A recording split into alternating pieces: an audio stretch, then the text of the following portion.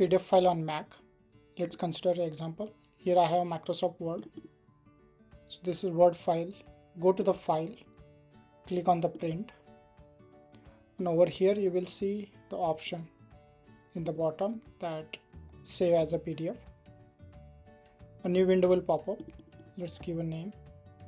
You can choose the directory, so author name and all those details. Now go to the security options.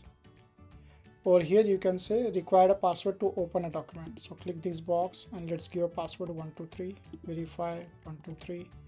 Required password to copy text, image and other content. Click the box. Required password to print document. Click the box. And let's say you cannot set the same password. You will see like if you set the same password, it shows password cannot be the same.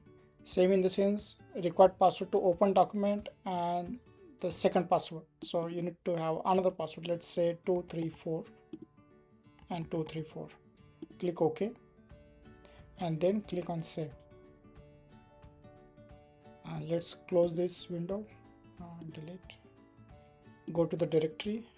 So I saved that one in the download mode. Click on, now it's asking password. This document is password protected. Please enter the password below. So the first password was 123. Click enter. Now we could see the document. Let's say you want to copy some text. Select the text, press Command C. And now you'll see you cannot copy it. So it required another password. The second password is 234. Unlock. Let's see whether we can paste it or not.